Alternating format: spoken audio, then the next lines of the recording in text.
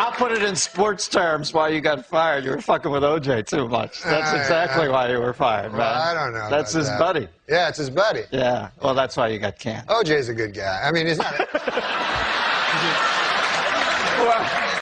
Potential jurors for the O.J. Simpson case were asked to fill out a 75-page jury questionnaire this week. In the entire state of California, only one person got a perfect score. Chow Ming Wu, who after the trial plans to attend Caltech.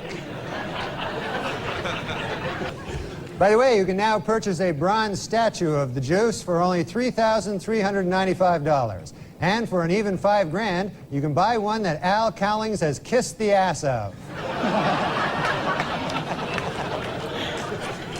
O.J. Simpson's new fitness video was released this week, and hitting the shelves next week, Simpson's newest video, Dorf on Stalking.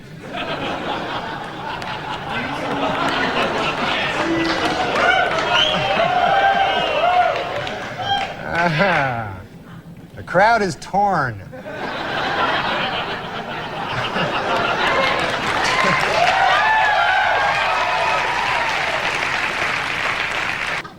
According to retailers, the most popular Halloween mask this year is O.J. Simpson. And the most popular Halloween greeting is, I'll kill you and that guy who's bringing over your glasses, or treat.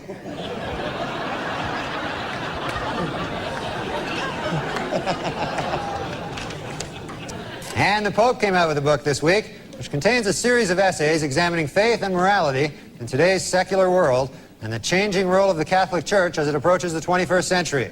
The book is entitled, God Himself Told Me That O.J. is Guilty.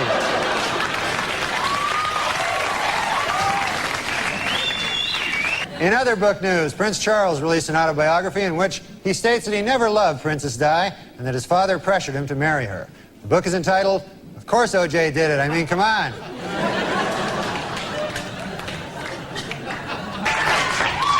In his book, O.J. Simpson says that he would have taken a bullet or stood in front of a train for Nicole. Man, I'm going to tell you, that is some bad luck when the one guy who would have died for you kills you. That's probably... You don't get worse luck than that. And O.J. announced this week that he's coming out with a new book called I Want to Tell You. And if it's successful, O.J. will work on yet another book entitled From Football to Prison, My 25 Years of Showering with Other Men.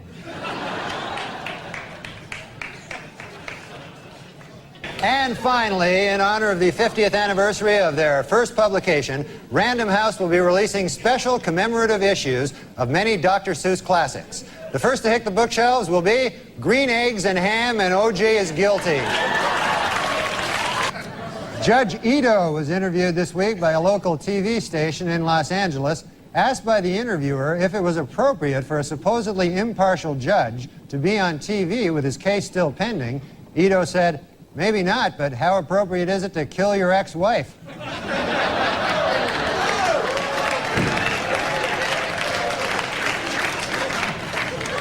It was revealed today that O.J. Simpson told police that Nicole Brown Simpson used to beat him up. He also claimed that she and Ron Goldman killed him.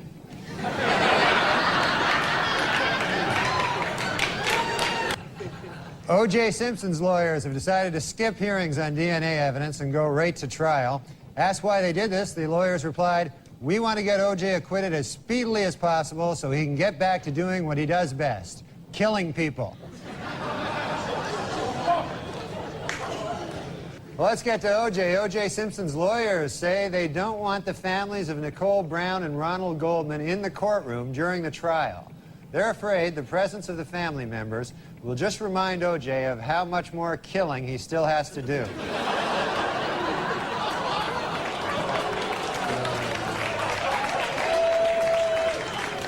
Well, O.J. Simpson's lawyers stopped feuding this week, finally.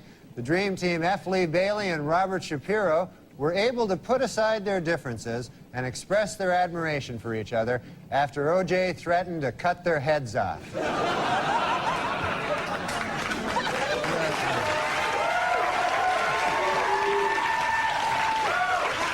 According to the National Transportation Safety Board, sleepy truckers are responsible for 1,000 deaths a year. In second place, O.J. Simpson at 2 deaths a year. It was revealed this week that defense lawyer Johnny Cochran once abused his first wife. In his defense, Cochran said, "Hey, at least I didn't kill her like some people I know."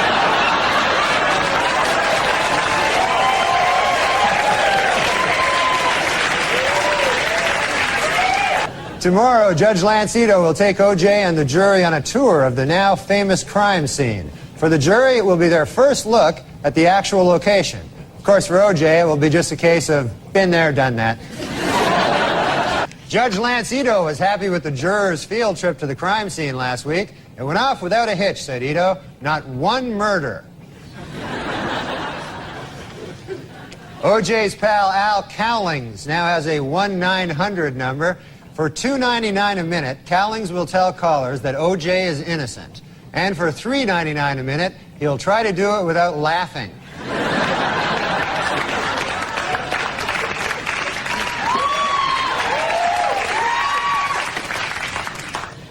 And this week, Simpson defense lawyers questioned witnesses about a half-melted container of ice cream found at the murder site. The Simpson defense has seized upon the ice cream for 2 reasons. 1, it may help fix the time of the murders, and 2, it was the only thing in the murder scene without any of O.J.'s blood on it.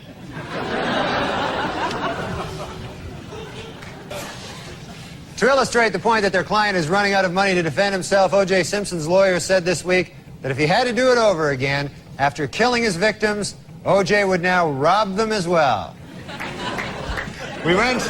Was O.J. Simpson high on speed the night of the murders? Absolutely not, said defense attorney Johnny Cochran today. And a simple test of any of O.J.'s blood found at the crime scene will prove it.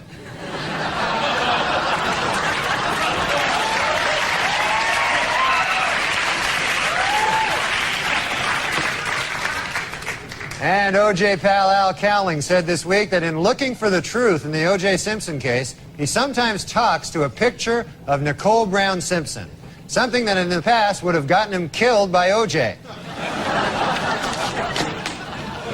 F. Lee Bailey said this week that if the defense only knew what Ron Goldman's last words were, they might be able to find the real killer. You know, if you ask me, Goldman's last words were probably, "Hey, you're O.J. Simpson."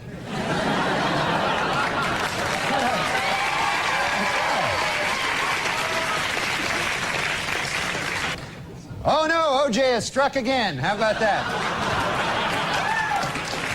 Not a good thing. And in court this week, Cato Kalin testified that O.J. Simpson did not appear angry before or after the period of his wife's murder. But Kalin admitted he could have been a touch edgy while he was actually murdering her.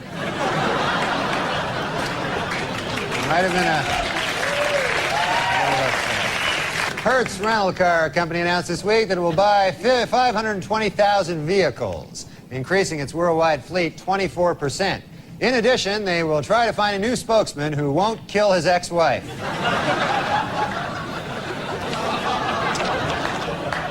This week at the O.J. Simpson trial, the infamous bloody glove was finally introduced into evidence, and O.J. didn't help his case any by blurting out, "There it is, I've been looking all over for that thing."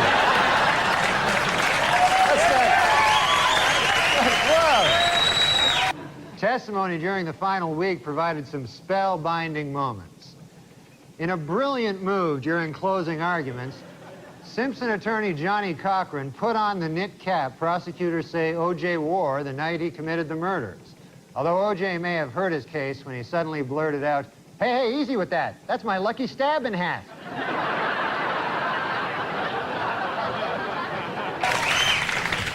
And a new shocker in the O.J. Simpson trial. This afternoon, Judge Lance Ito dismissed yet another juror, a 45-year-old African-American male, for failing to tell the court that he had once worked for Hertz Rent-A-Car and that he had once held Nicole Brown Simpson's glasses while O.J. killed her. Dismissed Simpson juror Jeanette Harris revealed in interviews this week that the jury is torn by dissension and is already divided into 2 camps, those who think he is guilty and those who are really, really stupid.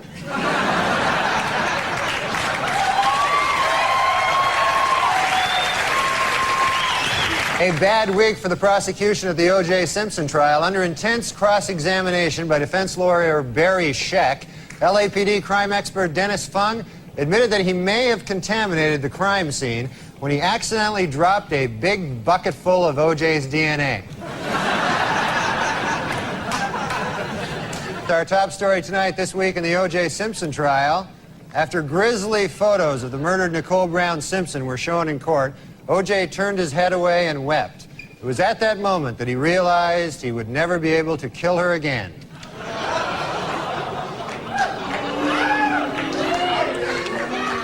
Well, in a questionable move by the defense team this week, O.J. Simpson demonstrated how to stab two people at the same time.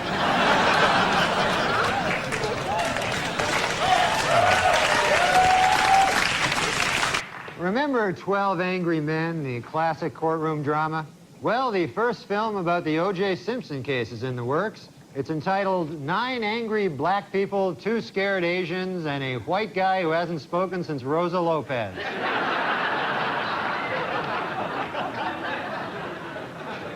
Well, the trial of the century is over. Late yesterday, the fate of O.J. Simpson, the most famous murder suspect in United States history, was placed in the hands of the jurors. They must now decide whether to free him or get all their heads cut off. Straight to the heart. I went a long time acting like I was a broken apart by you.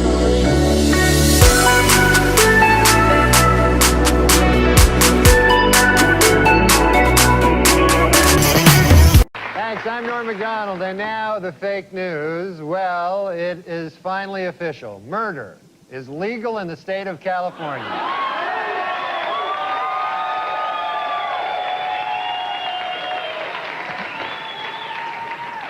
Two hours after the verdict, LA police had their first solid lead in the hunt for the real killers.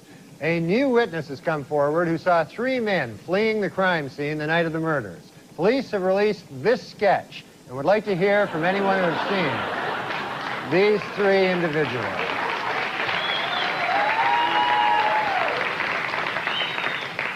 On Tuesday at 1:15, the moment the Simpson verdict was delivered, Court TV scored its highest ratings ever. An hour later, the channel went out of business. Well, that covers the main developments in the O.J. Simpson case this week. And after all, other important things are going on in the world. Now more O.J. Simpson. When Simpson trial juror Gina Rodborough returned home this week, her little girls were delighted to have her back. And no wonder. She lets them get away with murder.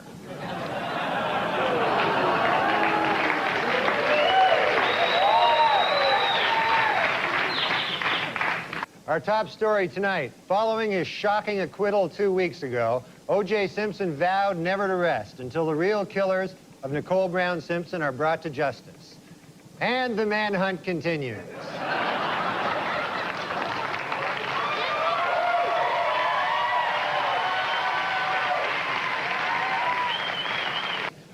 After initially vowing never to rest until his wife's killers are brought to justice, O.J. Simpson this week changed his pledge slightly. He now vows to have sex with hot-looking models.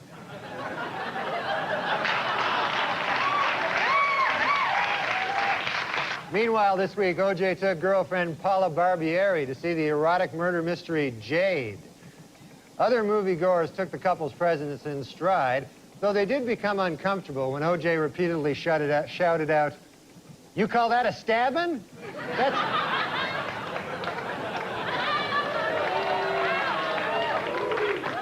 Simpson had been discussing marriage with girlfriend Paula Barbieri, but reportedly she has called the wedding off.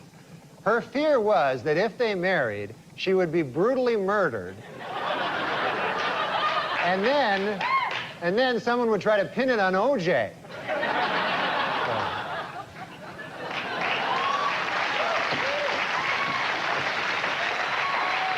The L.A. District Attorney's Office has given Marcia Clark and Christopher Darden bonuses of over $10,000 for, quote, lengthy hard time duty, unquote, in the O.J. Simpson case. A spokesman for the DA said that the prosecutor's bonuses would have been even higher, except for the fact that they let a killer go free.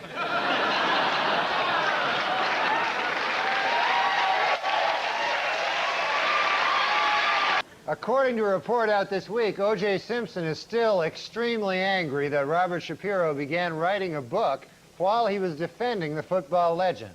However, Simpson is extremely pleased that he got away with killing his wife and that waiter. A down-and-out O.J. Simpson, depressed that all of his money-making ideas have failed, has decided to go back to doing what he does best, killing people.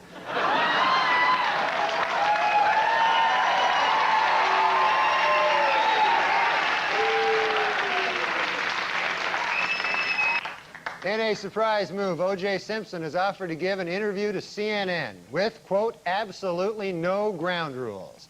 But interviewers Greta Van Susteren and Roger Cossack have asked for one. Don't kill us.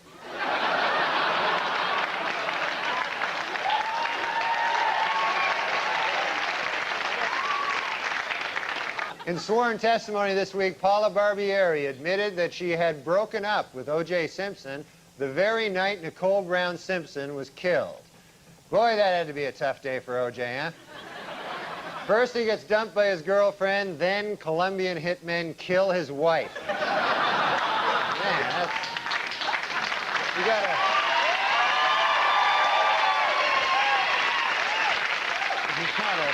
In an effort to raise money for his enormous legal bills, O.J. Simpson this week began marketing a video which attempts to prove his innocence.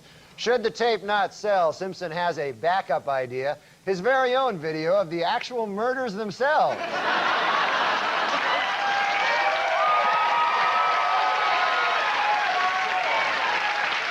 This week on NBC's Dateline, 3 members of the Simpson jury explained their not guilty votes and argued that if Simpson had killed his wife, there should have been blood stains all over his gate, front door, and light switches.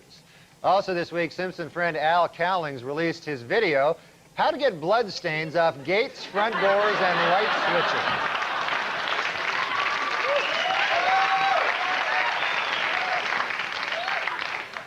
Switches. In his civil court deposition this week, O.J. Simpson denied under oath that he ever punched, kicked, or slapped his ex-wife Nicole.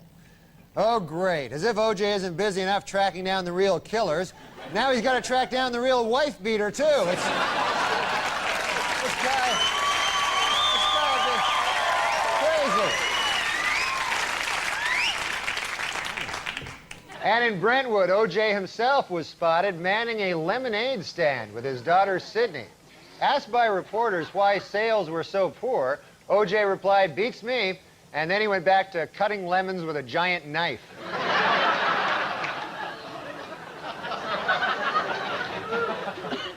A new development in the O.J. Simpson civil trial this week, according to sworn testimony, Nicole Brown Simpson had told her therapist that she was afraid of getting beaten by O.J. Simpson. Asked why he didn't report this earlier, the therapist said, "I was afraid of getting beaten by O.J. Simpson." I said getting beaten, and that may have hurt a little. According to a Senate Committee on Violence, Denise Brown has done more to bring attention to the cause of battered women than any other person. Well, almost any other person. Once again, O.J. gets the short shrift. In Los Angeles this week, Lyle and Eric Menendez were found guilty of first-degree murder. So, to review California law, it is killing your wife, legal. Killing your parents, illegal. A shocking new development in the O.J. Simpson case. Late this afternoon, a high-ranking official in the Los Angeles Police Department admitted to Geraldo Rivera that the police did conspire to frame O.J. Simpson for the murders of Nicole Brown and Ron Goldman. However, they called the conspiracy off when they got to the murder scene and found that O.J. really did do it. While in England, where he spoke at Oxford University, Simpson had defended actor Marlon Brando's criticism of Hollywood Jews. Later, from his island hideaway, Brando sent O.J. a telegram which read, "You're not helping."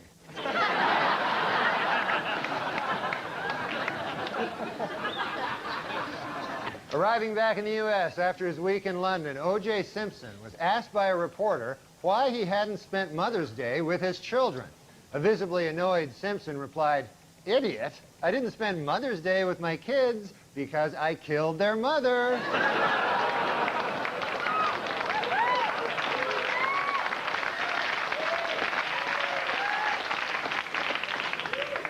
Well, more O.J. Simpson news. On Friday, the Juice officially endorsed Bill Clinton for president, adding, quote, "I'd like to help him any way I can." To which the president replied, "Well, there is one thing."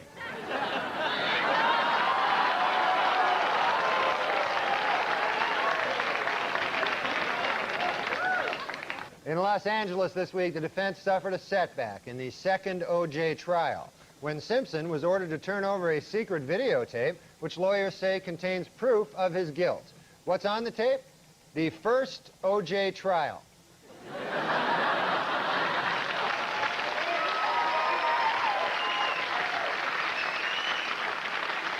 Finally this week, lawyers in the new O.J. Simpson trial actually found a prospective juror who claims to know nothing about O.J. Simpson, the murders, or the first trial, and who told the court, quote, "I don't even know when it started or ended."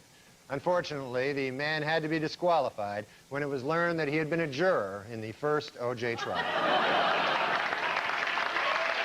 During a recent interview on 2020, longtime O.J. Simpson friend Robert Kardashian said he now believes Simpson may be guilty, though he did add that had he believed O.J. was guilty at the time, he never would have agreed to hide his bloody clothes and knife.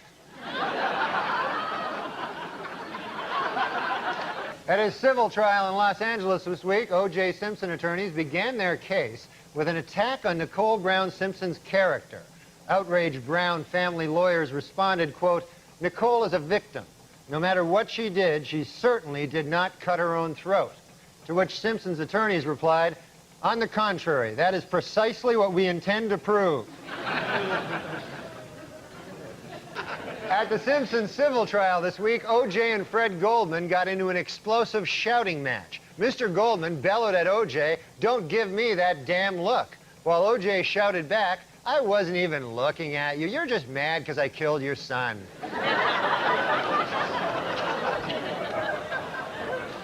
Against the Jets last week, Buffalo Bills running back Thurman Thomas broke O.J. Simpson's career rushing record, and the week before, he surpassed Simpson in career touchdowns. Next up for Thomas, an attempt to kill 3 people at once.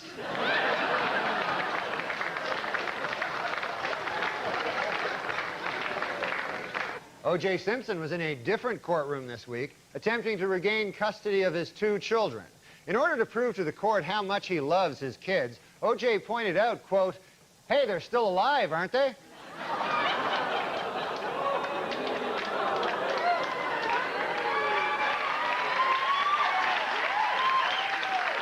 This week in Los Angeles civil court, an FBI expert testified that shoe prints left by the killer exactly matched shoes belonging to O.J. Simpson. In response, O.J. stood up and exclaimed, "Wait a minute. Wait a doggone minute. I just figured it out. The real killer is me."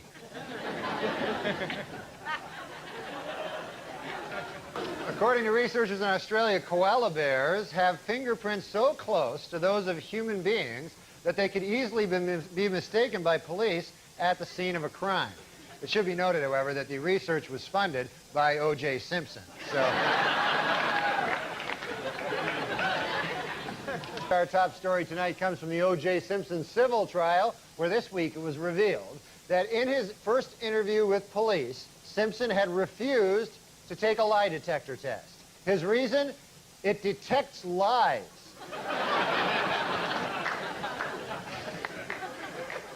This week at the O.J. Simpson civil trial, the focus shifted from the defendant to the alleged character flaws of Nicole Brown Simpson. Attorney for O.J. hammered away at her lifestyle, citing sexual promiscuity, drug use, and the fact that she married a double murderer.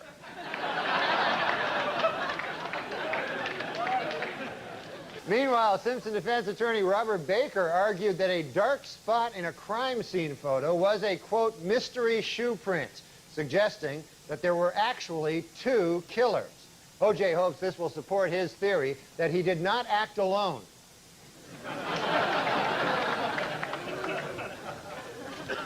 In dramatic testimony this week at a civil trial, O.J. Simpson said he didn't commit suicide only because, quote, my mother told me you don't go to heaven if you kill yourself. Oddly, his mother did say, quote, it's okay to kill other people.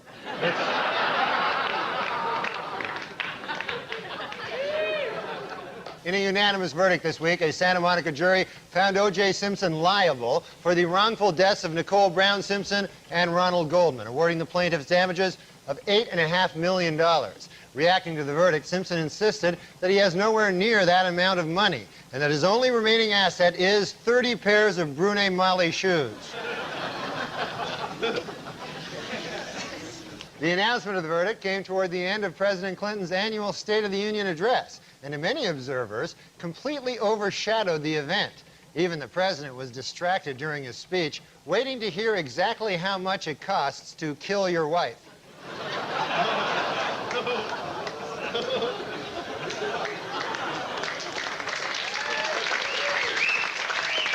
Our top story tonight, this week at the civil trial of O.J. Simpson, the jury, which had earlier found him liable in the deaths of Ron Goldman and Nicole Brown Simpson, this week tacked on an additional $25 million in punitive damages. On hearing the news, Simpson declared, quote, this is far from over.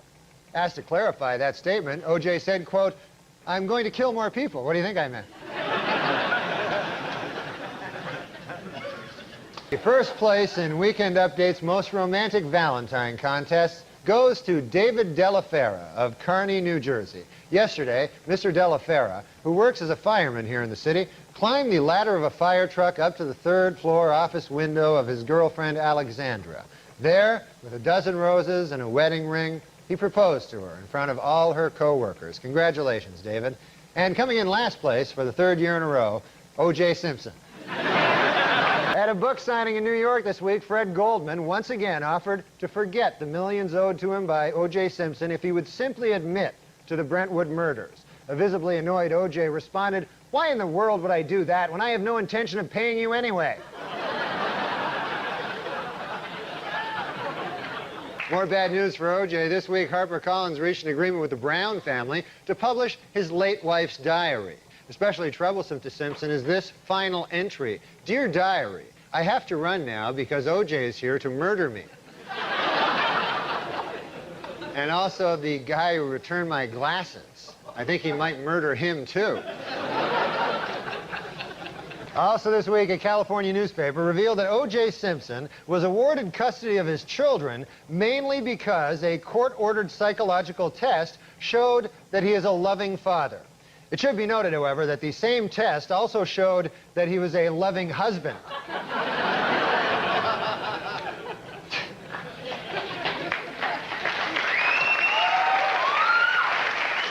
According to O.J. Simpson's niece, Terry Baker, when O.J.'s mother, Eunice Simpson, first heard about the slaying of Nicole Brown, she exclaimed, he did it. Reached for comment, O.J. said, my mom was just guessing. I hadn't even told her yet.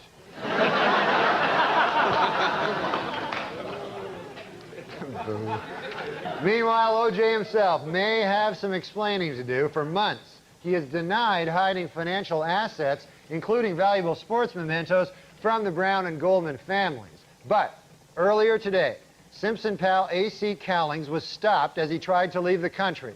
In the backseat of his Bronco, police found O.J.'s Heisman Trophy, disguised with a tiny fake beard. More bad news for O.J. Simpson. This week, a Los Angeles court ordered him to turn over his Heisman Trophy to the Goldman family. In addition, the same court may order Simpson to surrender a coffee mug inscribed, World's Greatest Husband.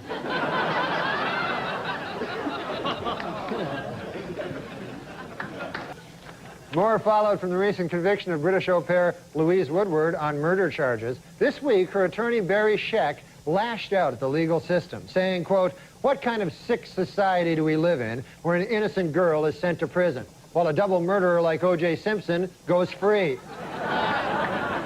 Kind of a...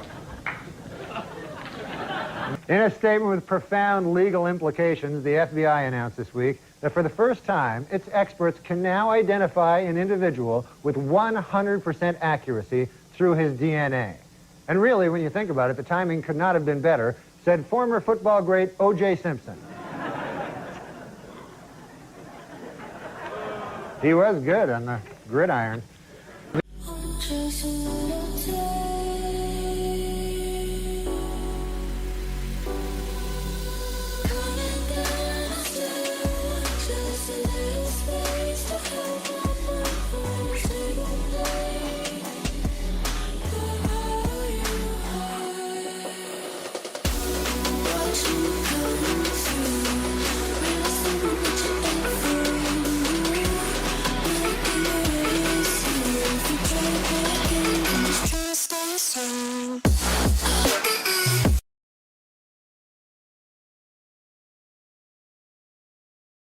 Oh, there's a phone call here. Here, I have a phone.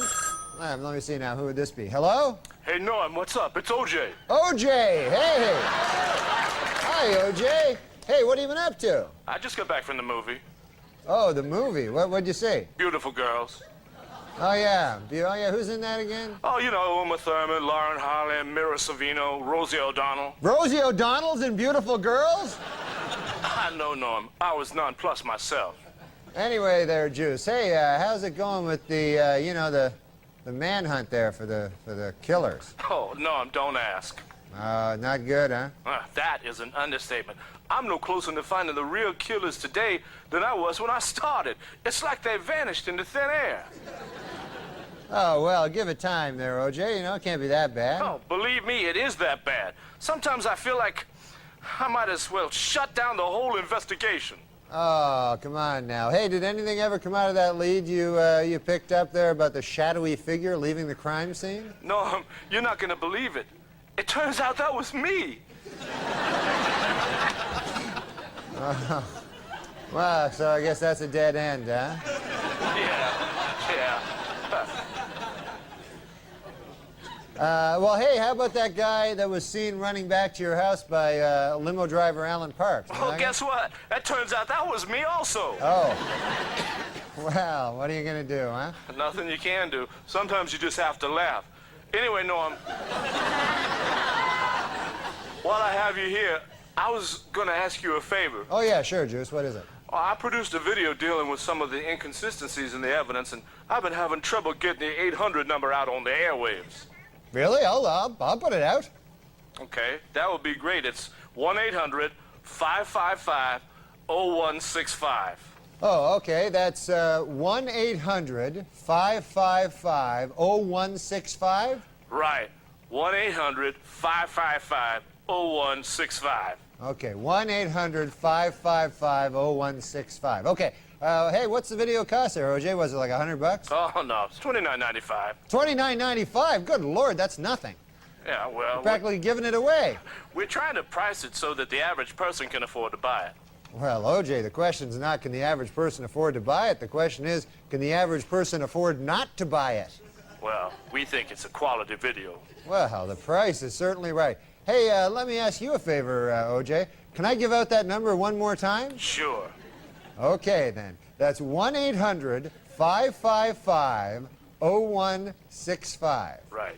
Okay, Norm, I'm going to let you go. Okay, Juice. Hey, take care, buddy. O.J. Simpson, everybody. O.J. Simpson.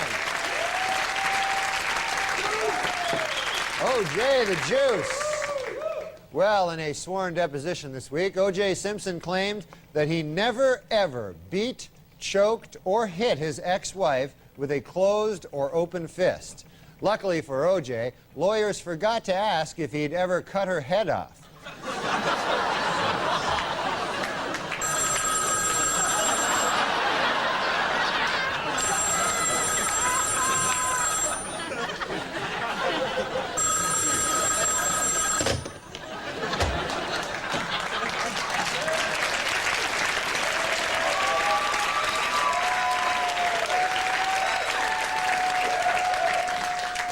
After numerous requests, the National Institute of Health has finally granted funds to the University of New Mexico in order to test mice for the deadly hantavirus. Although I'm sure the government would have acted a lot sooner if instead of mice, the hantavirus was killing off rich white guys.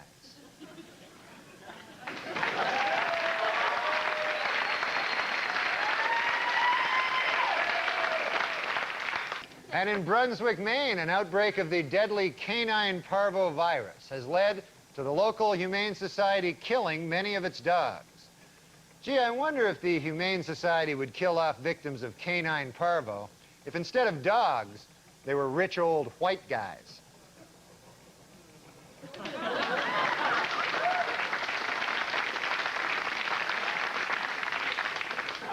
Wildlife officials in Maryland say that increased hunting will be necessary to control the state's black bear population.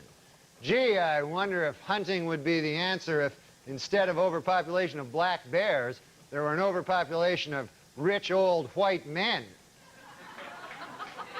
Yeah. Yeah. Then I wonder. I need your love. You free my mind. I need your love. Yeah, you free my mind. One more thing. Oh, yeah, one more sport? This is the weirdest sport I saw. A guy shooting a gun. They had a thing where it was like a target, right? Right. And the guy goes like this and he shoots the gun. Right. And then whoever's the best at hitting the target, you know? And it was very odd because, you know, is it really a sport if they give you a gun? You know what I mean? Because the gun is a big part of it, you know? Like the speed of the bullet and everything, you know? That mostly comes from the gun. Right, it's the gun. And also, I tell you something else, the judges, they don't like giving a bad score to a dude holding a gun. Yeah, he can't, yeah. You know, they're deciding their score. I don't know, maybe an 8-6, and then the guy's going, "What? Come on, man, what do you... What's my..."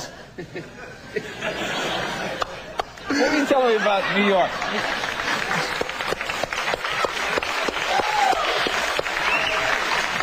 Sometimes I find it easier to start my own. Really, get the thing rolling, yeah. Just go to huluplus.com/norm. What? I'm trying to speed up through this. Right now, sign up for huluplus.com. Norm MacDonald's podcast copy? /norm. /norm? You don't get any money from Norm. This isn't supposed to be. It's supposed to be /bill. /bill. They said Norm. Well, you know what? I like Norm MacDonald. Let's give him the money for the week. I didn't even know he had a podcast. Oh yeah, dude, Norm MacDonald.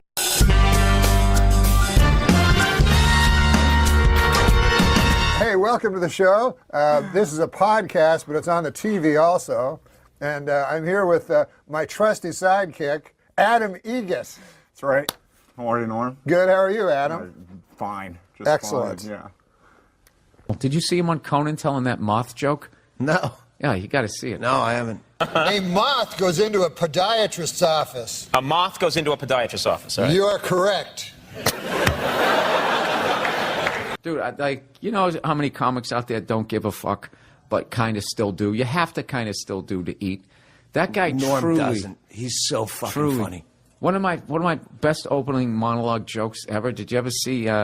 Remember that whole thing when he was doing Weekend Update and they told him to make it funnier. So he didn't. He just was more Norm the next week. So eventually, of course, he gets fired. So then, he goes off into the Hollywood world. He's got a TV show or a hit movie or some shit. So now they bring him back to guest host on SNL. And I'm going to butcher this, but he kind of came out. He's like, people know I got fired from this show. So now they got me back hosting, which means either I got a lot funnier or this show sucks. That's what he opened up with. And I know that wasn't approved. Sorry for the bad Norm. I'll have Jay Moore on to make up for it. That was a great Norm. I haven't gotten funnier. The show has gotten really bad.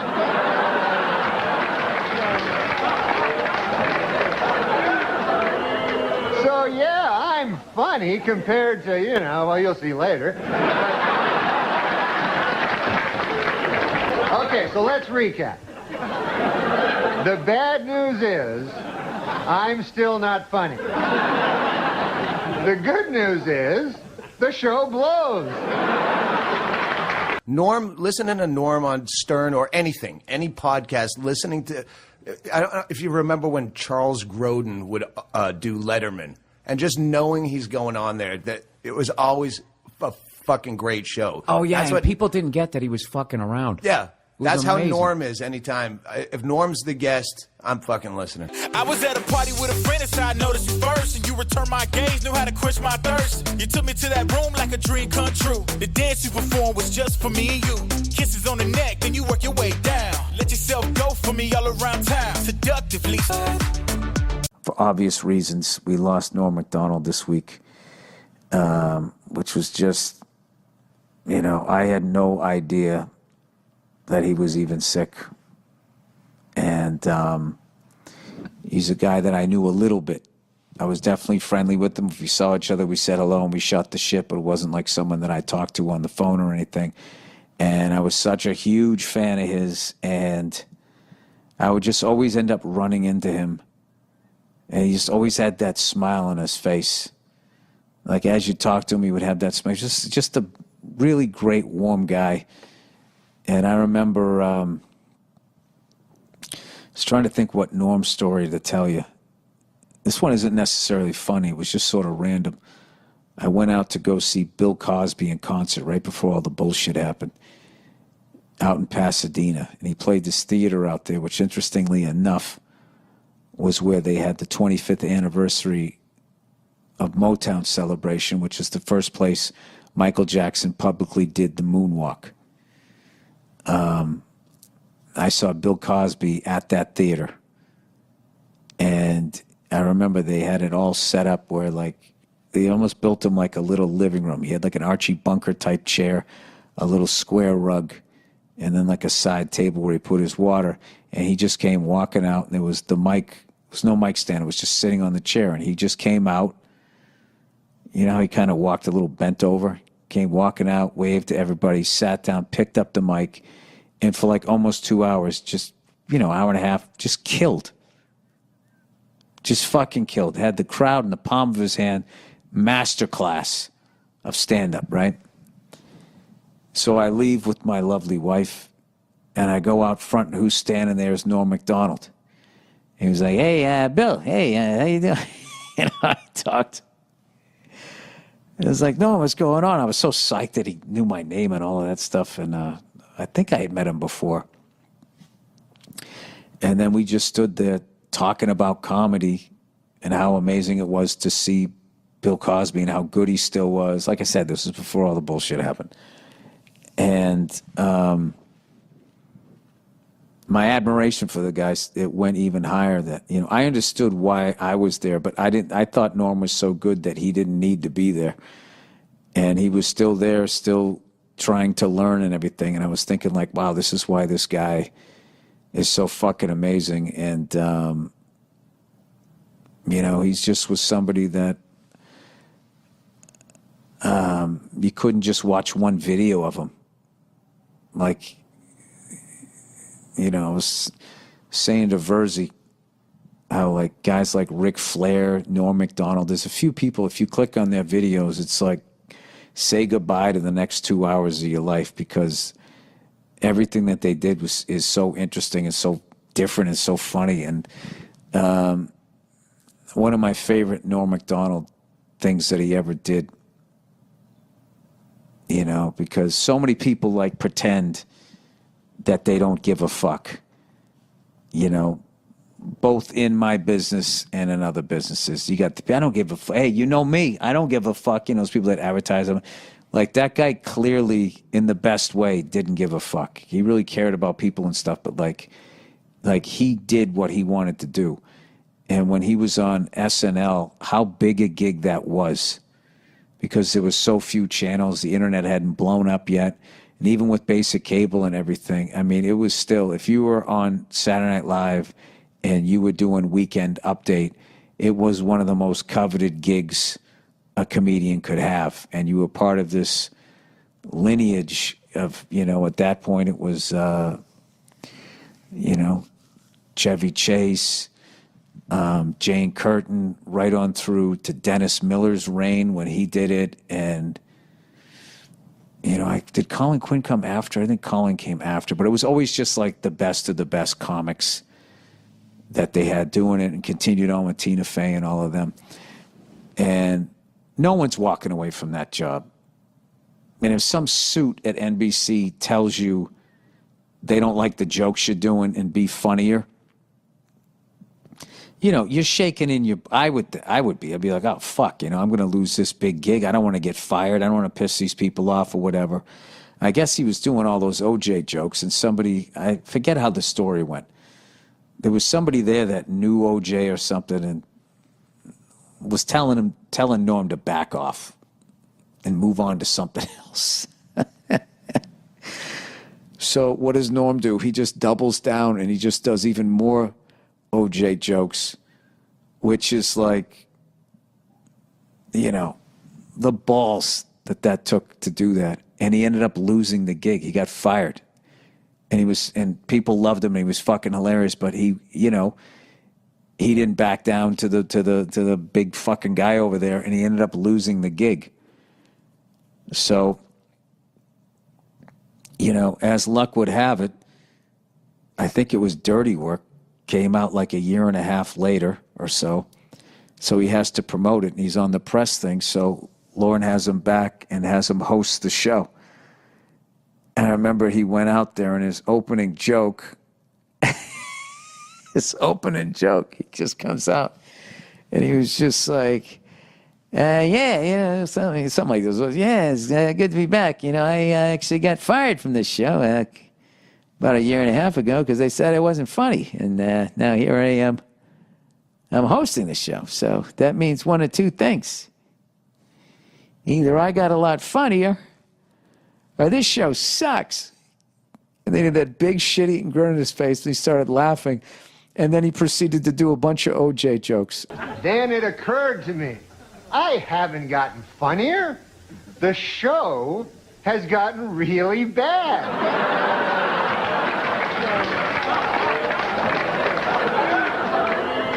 So yeah, I'm funny compared to, you'll see later. And it was just like that fucking thing about him. And the whole time, I just felt the whole time when people were fucking with him or whatever and trying to take what he had, he always just still had that smile on his face, and he just still did exactly what he wanted to do. And I got so much respect for him. And I feel so fortunate that I got to see him live. So I remember, oh my God, I saw him right after 9/11. The Aspen after 9/11. Aspen Comedy Festival was this big fucking festival that was always a nightmare to get in and out of. Every year it would snow and people would get stuck in Denver, or you get snowed in, you couldn't get out. It was a fucking nightmare.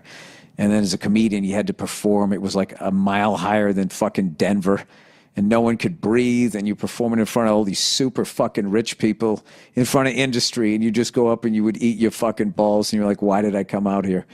And I remember I saw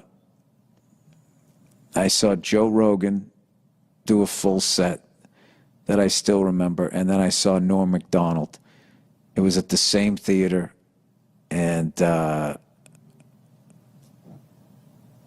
remember Norm came out, and he was doing bits on racial profiling and all of this stuff. I'm not going to butcher the guy's bits, but I remember just watching that full set, and I was like, this guy is one of the greatest comedians I've ever seen in my life. And I thought that every time I saw him. And I don't know, it was a pleasure to know the guy, even on a little level. Just a massive, massive, massive loss to not have him around. And especially now with all of this stupid fucking cancel culture horseshit that is going on, which has way, way, way overstepped its bounds, as it always happens. No matter who's behind it, it always ends up, starting off with something that makes sense, and then that becomes the overreach, and then it just becomes like, hey, is it me, or did you literally become what the fuck you were trying to stop? And we, you know, I don't know, as a comedian, really needed a guy like Norm out there to be eviscerating it and making fun of it and still doing what the fuck you want to do. So if there's any other young comics out there, if you want to see how it's done, watch that guy, because he was the real deal. All right? So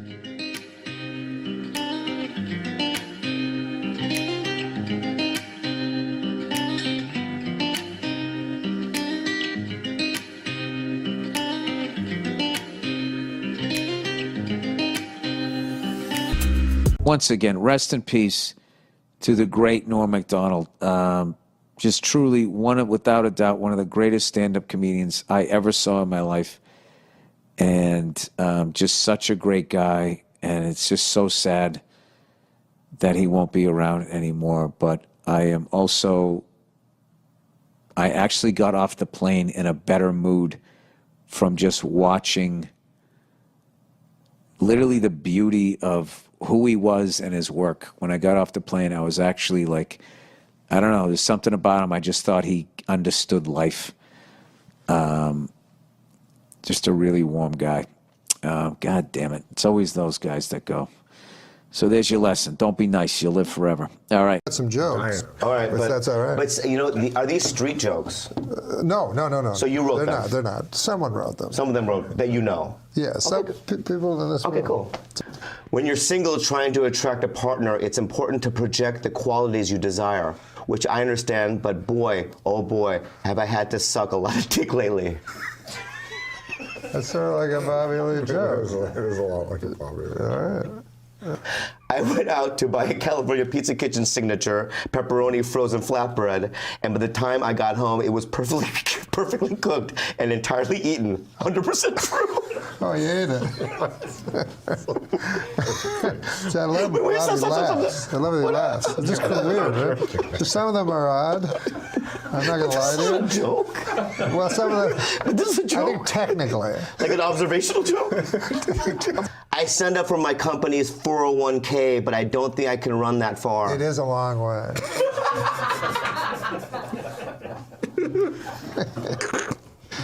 Wait, I got to get one that's going to make Bobby happy. I don't like when he scowls after that. You ever hear of steampunk? Yeah, I like it. Oh, you do? Yeah. Well, there's a joke for you. I wouldn't call myself a fan of steampunk, but I will say it's the healthiest way to prepare punk.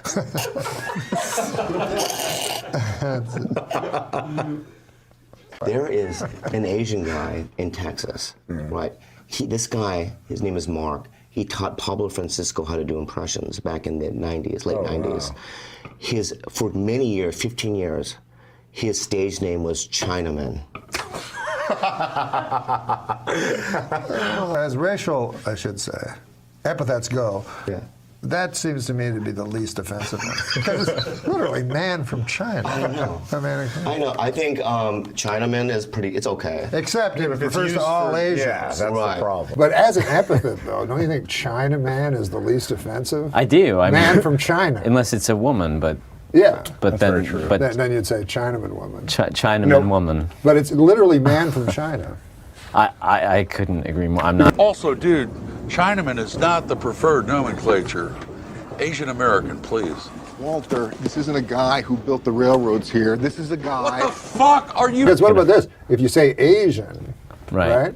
Then that's everybody from that entire continent. It's more specific. Meanwhile, Chinese hate Japanese. Well, I mean, you're now one. Okay. Well, I mean, they raped their Nanking. Yeah. I mean, I didn't see it, but I heard about it. You don't forget that. Somebody rapes your Nanking. Why isn't that in USA Today? Yeah, it's in USA Today. Bob Hope, make God laugh. So I stopped. I'm like, hey, Jamie, Bob Hope never played the fucking Laugh Factory. And he's like, oh yeah. I'm like, what? And he's like, one time he came in, man, and he said to me, can I do 5 minutes? I say, can you do 5 minutes, you Bob Hope? Is he Chinese? I know, I can't do him. Every time I do him, people say that sounds like a Chinaman. And I go, that's not a nice thing to call Asians. You know? Why do people do that? Tell me some of the Asian things that, like, you know. Like what you would call a guy. Small penis? No, like names. names, yeah. Oh, well, yellow. Yeah. Yellow? Yeah. Who says that? Who says yellow? You're a coward. Hey, yellow. No, that's Yeller. You're Yeller. Yeah. I've never heard of yellow. No, never. That's our skin color, but Yeah, yellow man. That's just what yellow you man. say. That's what you say. God, you made that make up. Oh no, Hey, yellow man, get out of my bar. I've never heard that. Do you know all the racial things against Asians? different Asians? Yeah, can you tell me them? Well, I love when the people do that. Aoki got mad at me one time. Why? He's the head of the guys that get defended. In terms of Asians. Tell me some. Well, he knows them the best. Yeah. What about this? I call it the G word. The G word. Do you know the G one? Oh, gook? Yes. Well, you just said that it came out so That's naturally. slipped out. Oh, no. You're right You about just said it just like, secondhand. I thought it was a term of endearment. It's not.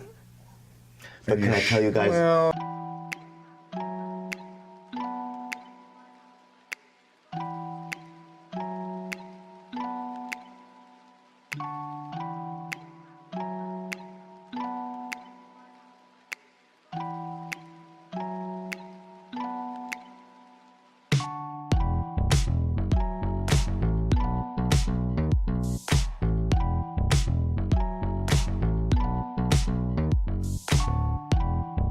The search continues in the Indian Ocean for the Malaysian Airlines Flight 370 as they listen and try to follow the pings.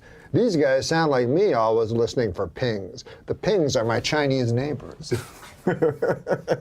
Jim and Ellen Ping. Nice people, nice folks. Nice folks. Jim.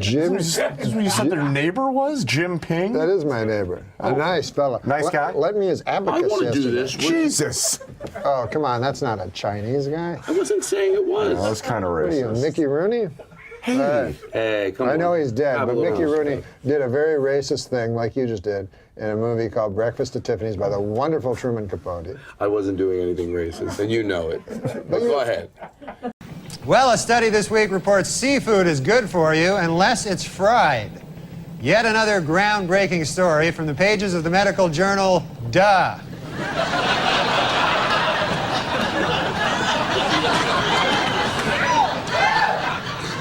A new study says that people who quit smoking have healthier lungs. Yet another groundbreaking story from the pages of the medical journal, Duh.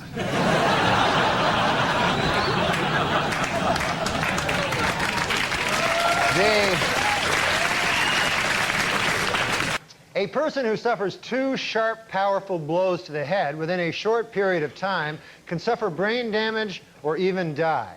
This, according to a new study in the medical journal, Duh.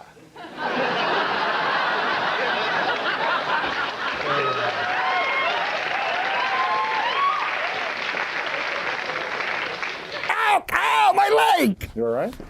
What the fuck, man? The snake's out. The snake, Michelle, come get the snake. The snake bit me. All right, hold My on. calf is all purple, I'm looking and I at it have now. 2 red puncture marks on it. Yeah, it's probably from where the snake bit you. That's probably from where the snake bit me? Yeah. Duh. Duh. Hey, Adam. Yeah. You remember earlier when you said that's probably from where the snake bit me? Duh. It's not helping. It's important, it says here, it's important to remain calm and you need to get your heart rate down. Let's check your pulse. So you're telling me that I have 9 minutes to live because snake venom is coursing through my heart. And at the same time, you're telling me this would be a good time to remain calm. Yeah. Duh. Is there any cure for this? I gotta suck out the venom. Okay, let's do it. Fucking suck that venom. Yeah, you fucking suck that fucking venom. Yeah, you want to spit it out? You got a fucking mouth load of it. Ah, fucking shoot it out of your face, you fucking cunt. You fucking whore. Ah! Oh, thanks, dude. I didn't get any of that in my mouth. Yeah, no problem, man. We'll be back with Simon Helber. You fucking sit down.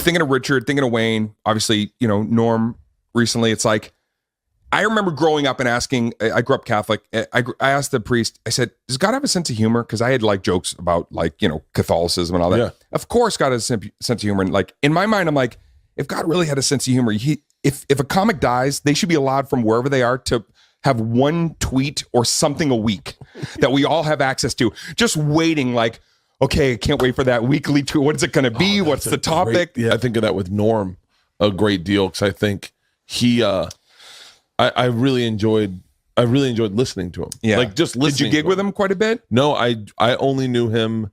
I knew him from just hanging out. He was a fun guy to listen to talk. Right. I did a lot of gigs at the factory with him. He had that era after SNL and I was there and he was always in his hockey shirt and he's just kind, but one of those people that you popped in the room. You wanted to know what he was going to come up with.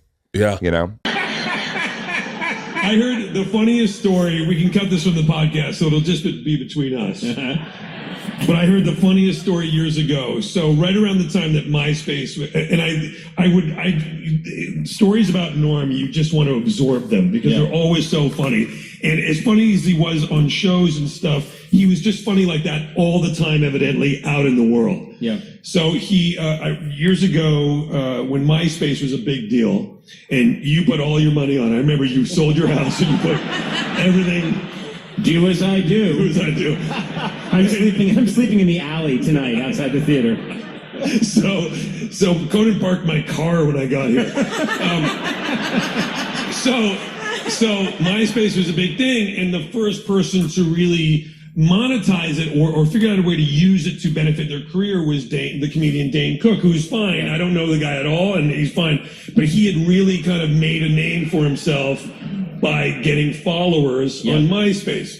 So I remember Sudeikis told me that he was going up to 30 Rock one day to just rehearse on SNL or something, and he sees Norm downstairs, and Norm says, "Hey, Jason, who's hosting the show this week there?"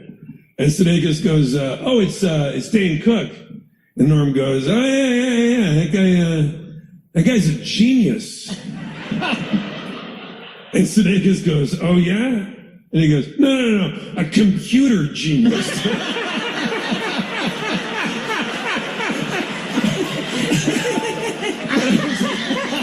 That's such a funny joke. That's so funny. He just...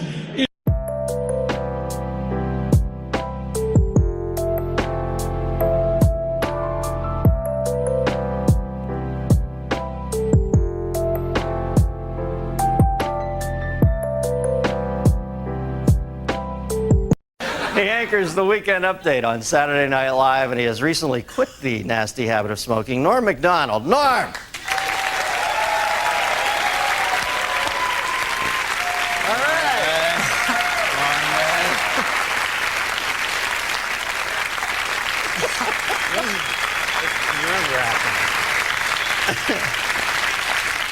Now, you're a young iconoclast, Norm. You know, the kids, they get you. What?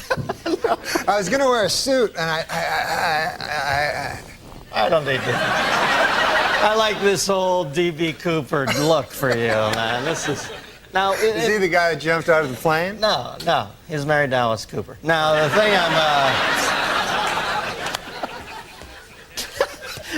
You remember you wrote for my first talk show? Yeah, you gave me my first And I used to come in the room, and you and Drake Sather had no lights on. It was like some fucking Anton LaVey Satan cult in there. And you guys used to turn out the sickest jokes ever. And everybody was always smoking. Then I see you on Saturday Night Live during the opening credits. And one of the things I like about you is you're completely unfiltered on that show. You'll say anything. And I saw in the picture you had a cigarette in your mouth. This guy just doesn't give a shit. So I asked you to come on. I find out you pussed out on me and quit smoking. What is that all about? No, because it's bad for you. They have these fucking things on the side. You have to read the fine print where it says, it's bad. Now, when did you first start smoking? I started smoking as a kid, like when I was, I think I was like 14, and I thought, I'll look really cool, like if I start smoking, because I didn't get along with anybody. So I started smoking. Wouldn't you know it, I did look cool. All of a sudden, all these broads like me and everything. Not broads, but ladies, girls, women. And it was hard though, man, because I was guilty about it all the time I smoked, because I always thought, I always knew it was bad for me, Like, even though some guys will say that it's good because their uncle lived long or something, he smoked, and they'll go, hey, what about, that old guy, Bert Mustin, what about that guy, And then he just because he lived long, that doesn't mean anything, right? That's just one guy. You can't, just because Bert Mustin lived long, you're all of a sudden... You did your master's thesis on this, didn't you? Now, did people bother you a lot when you're smoking? Were people pissed off when... Yeah, people don't like when you smoke, They're bothered, like... I gotta admit, though, secondhand smoke is bad. Like, I don't like... When I smoked, I didn't like secondhand smoke. Yeah. I like that first-hand smoke, because you get to suck it right out of the cigarette, And the secondhand...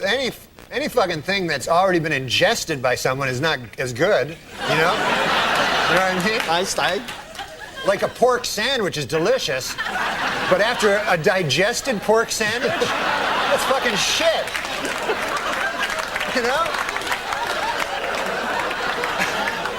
You can't fight that logic, Norman. You cannot? Do you think advertising brings kids to smoking? There's a lot of fight with the Joe Camel thing. Do you think they really? Yeah, definitely they got it. Because the thing is this. The advertisers, they got to go after kids because they're not going to get adults. Like, there's not going to be a 50-year-old guy going, hey, I should start smoking. That goddamn Camel. Look at him. They got to get little children. Joe Camel. Yeah. That's a frightening-looking beast. He looks like a cock. I didn't make this up. And I know you don't mind first-hand cock, but... You don't know that. Don't say that. I know how this stuff happens, man. Because a buddy of mine worked on Saturday Night Live, and he said he was a fag once, as a joke. And then he said everybody comes up to him and saying, are you a fag? Gay man, I mean? Show about smoking. They thought you meant the British word for cigarette. All right. Exactly. Can I bum a fag? That's what they say in England. Where else? All right.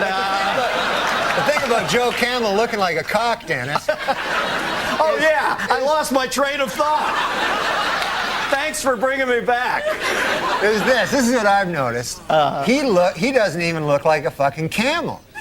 He looks so much like a cock because you know how it's usually subliminal? Yeah. Where you have to find the cock, right? This character, you have to find the goddamn camel.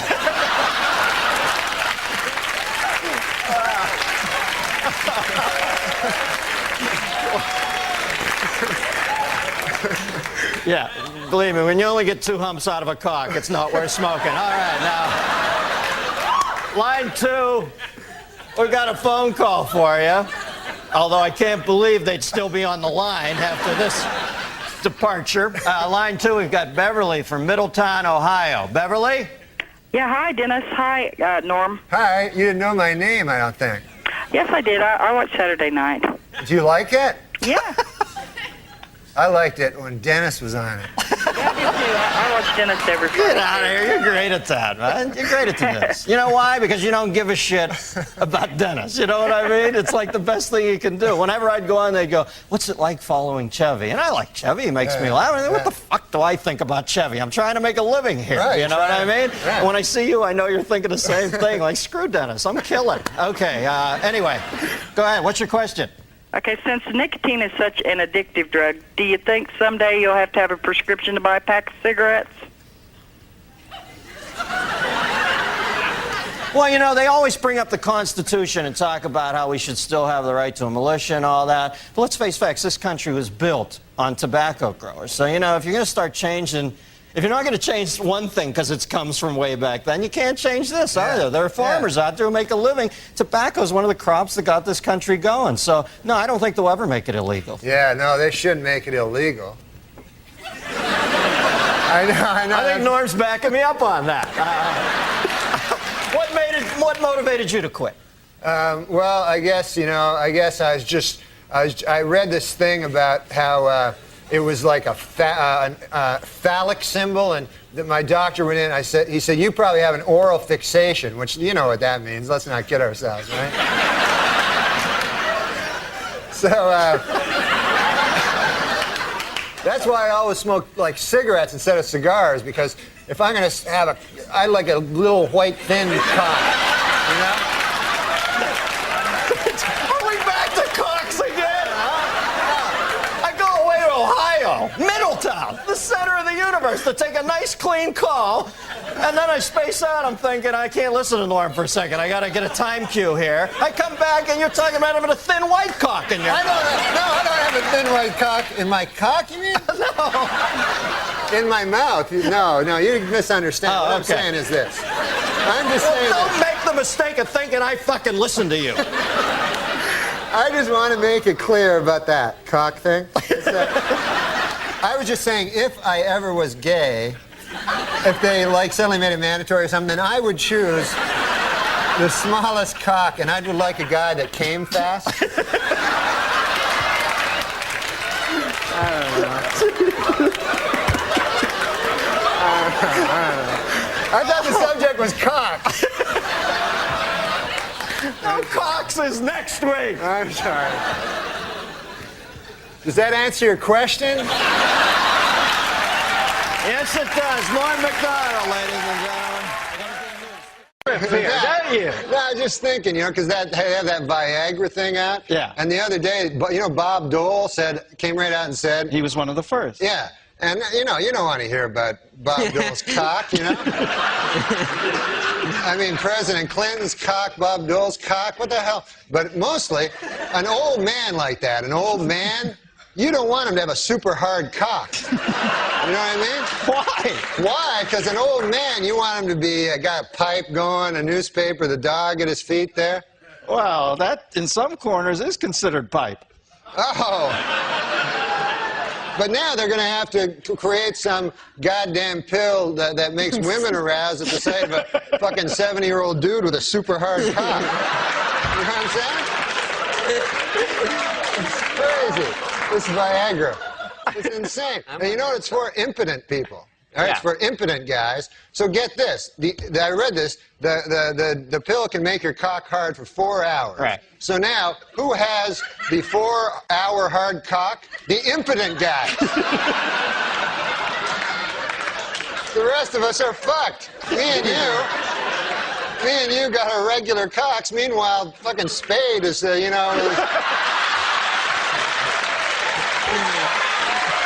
to Spade. Oh, man. I didn't see it. I didn't see it coming. Dude, I know you didn't. He brought it all around and then a vicious rip kick into his best friend's gut.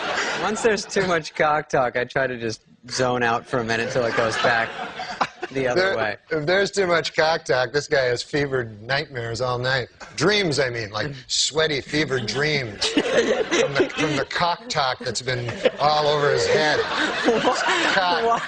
Why bury me twice? He's killing me. No, he's a good man. That erased it. All right. No, he's a good man. Who cares? After all that, that's the whiteout he puts on. Yeah, I know, it's awful. After he talks about you doing chin-ups on cock for 18 minutes. No, he's a good guy. If you're gay, he's a completely straight guy. He gets a lot of ladies. You know that about him with the ladies. Don't say ladies. Women, girls. Okay, thank you. Ladies, what are we, fucking on an FM station here? He's Don Cornelius. But these gay guys, man, I was reading, about These gay guys. I haven't even said hi yet. All right. Tell me what it is with these gay guys. I know, I'm already. I just read this thing about the George You're reading Michael. a lot, aren't you? Yeah, I got a little time off. Now I read the newspaper. And this really strikes me about the gay community. I don't know if they're a community, but called West Hollywood. Yeah, they're gay, and it's George Michaels. He hangs around the bathroom. He has sex with multiple guys. This is no way. You got to get it right. hangs around a bathroom, and it was described as a lewd behavior, but I don't remember sex with numerous guys. Well, what is that what you took away from it? What does he do? What were you, in the next stall? I could have been just having a nice bathroom regular thing. I don't know what lewd behavior is, but I don't know that he was in there with numerous guys. But this anyway, is go ahead. We get the gist of it. This is definitely a gay thing, like, because this is a pop superstar. You know what I mean? You're not going to walk into a bathroom and all of a sudden Farrah Fawcett's like, ah, you know? You're not going to... What? I love it. What I'm saying is, why would a famous Wait, pop... what was she doing? What was that, some sort of cervical belt sander thing, or what was that? Oh, Christ, what are you, Linda Blair? They do.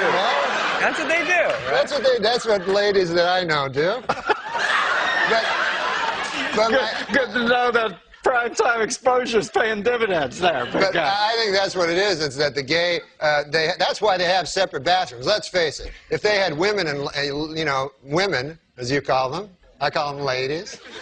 If you had them in the same bathroom, like you go in the bathroom to do your business, see a man about a dog there, you know, and you're in the bathroom. You're in the bathroom. All of a sudden, a beautiful lady comes out. Oh, here's my vagina and breasts. You're going to be hanging out at that bathroom a lot. So I don't blame anybody for anything. Can you believe Olmeyer didn't get him? We're all the same, man. Have you ever met Olmeyer since then? Don Olmeyer I met once, after he fired me. Yeah. Then I went and visited him in his office, which it wasn't an office I've never seen. It was like a wet bar and a bunch of weird sports trophies. He's a big sports guy, you know. Yeah. So he explained it to me what happened, but he did it all with sports stuff, you know. Like he said, man, you see, you're the number 3 hitter, but now you're going to be number 8. And then later on, Ken Griffey will show up. I didn't know what the hell he was talking about. And then I said, well, Christ, man, what the hell am I supposed to do? And he goes, I don't know, just walk it off, you know. And I'll put it in sports terms why you got fired. You were fucking with OJ too much. That's exactly why you were fired, man. Well, I don't know. That's his buddy. Yeah, it's his buddy. Yeah, well, that's why you got canned. OJ's a good guy. I mean, he's not... We got to end on that, Normie, but there's what they'll remember you by. OJ's a good guy. Man, Thanks for coming on. Norm MacDonald and David Spade. Stick around. New songs on the radio sounding fake. Prince and Genesis were better anyway.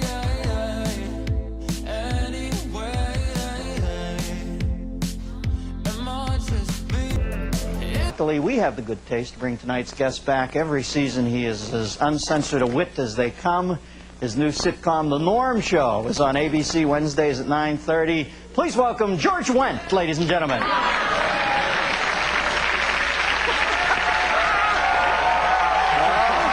thought they were getting...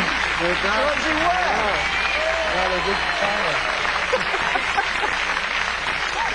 Norby. How you doing, man?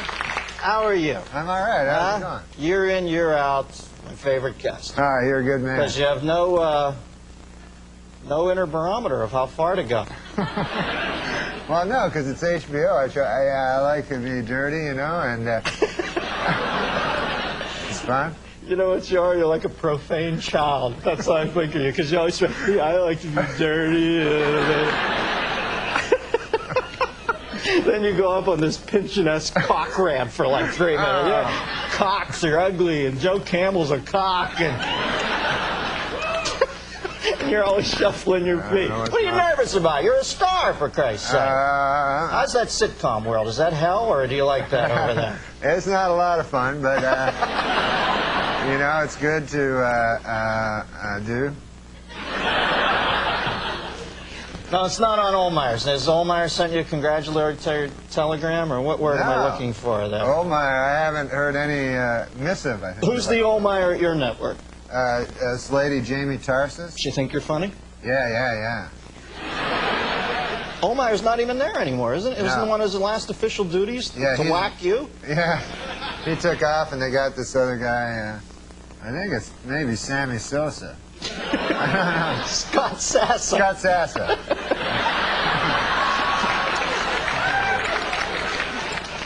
All right, now I want to do a Rorschach thing. What flashes into your mind when I say bad taste? What do you find bad taste? Well, there was this performance art guy, I remember in New York, that his whole big thing was he'd take a picture of our Lord and Savior Jesus Christ of Nazareth, and then... Oh, that's Jesus Christ. Yeah. And then his whole act is he'd piss on it with his cock.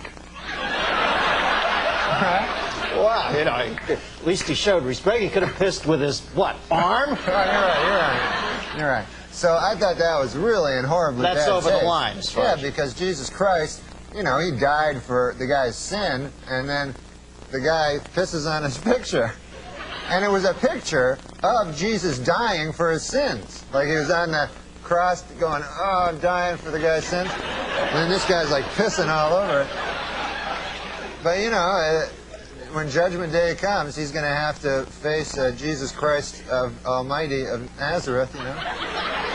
And Jesus is going to say, hey, asshole, what's with the peeing on my picture? Yeah. That negates every other good thing he ever did, you know? Yeah. He's like, you don't piss on my picture. Yeah. You don't want to come up to the gates of heaven, God's leaning there with a nunchuck strapped around his neck, you know.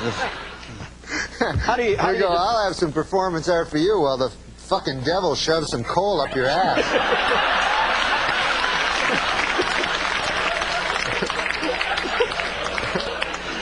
As I said before, the childlike outro. But effective. How do you define bad taste? Is it like beauty? Is it in the eye of the beholder or what? Yeah, it kind of is. You know, it depends on what people... Some people, like, get all upset over certain words. Like, they think that... Like, girls all the time, man, when I'm talking to them, like, if I go, hey, how about you and I, like, fuck, you know? and then the girl always goes, like, I don't fuck, I make love. I make love. And I go, I don't care, whatever you want to call it, as long as my dirty cock's involved, you know? I don't care. I'm not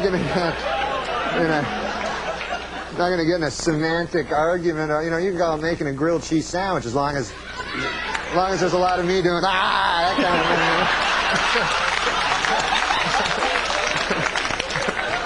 thing. Now, what's the earliest into a hitting on a woman that you've ever said, I want to fuck you? Like you give it a couple minutes, right? I try to get into it pretty quick. You know? Throw that trump card down. No, if you're in the game. I don't, because I don't like. I don't ever ask them to. Would you like to have dinner? I don't really like having dinner with them, or having a drink with them, or anything like that. No. You know. So that's your sort of exchange with women is. Yeah, I say, hey, how about you and me fuck? And then they go, no. And then they go, how about we have dinner? And I go, I don't like dinner. You don't like fucking.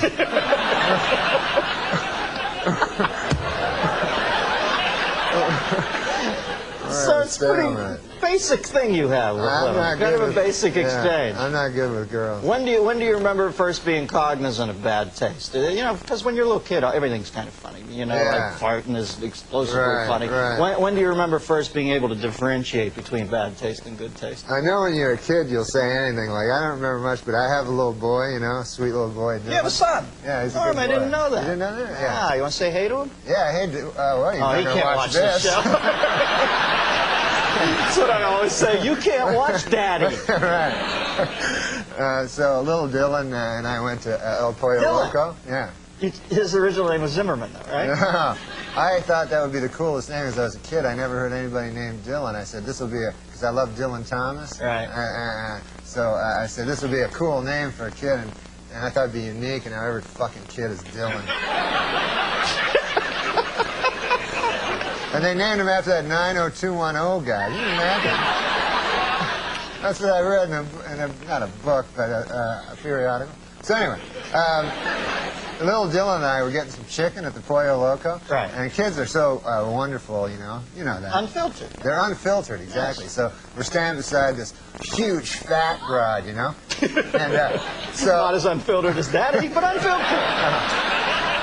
So me and little Dylan are behind her, and he goes, Daddy, look how fat she is.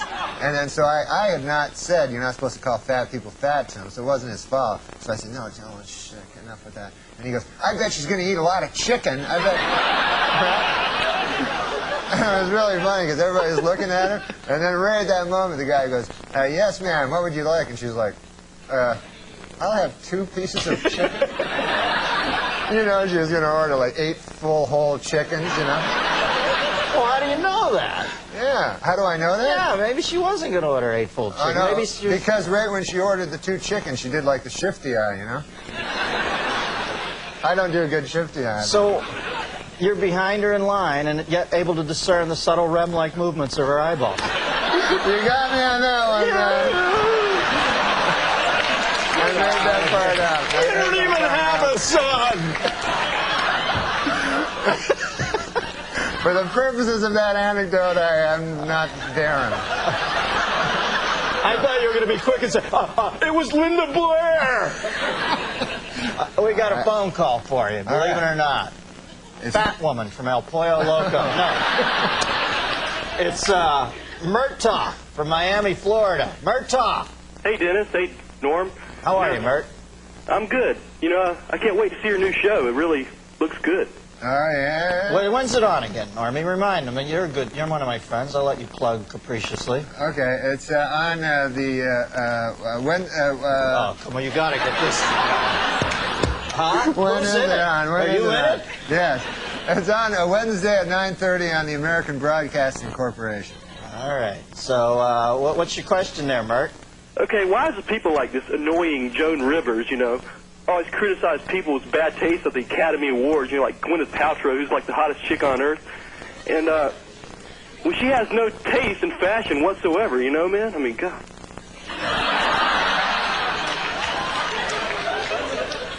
Well, I don't. You know what? I feel awkward here because I met Joan Rivers once and she was so nice to me and so funny. But I agree with him to some extent when she gets, like, lays into Kathy Bates or saying, oh, Kathy Bates never did anything wrong by her. And I just think there's that slight tinge of desperation in Joan sometimes nowadays, you know, that she'll say anything and that kind of. Yeah. I don't know. Sometimes that makes me uncomfortable. But, you know, she's a good dame. She does a great show I hate there. slamming other celebrities. Yeah. You know what I mean? Remember when Spade did that, how he lived his life in fear? To Eddie?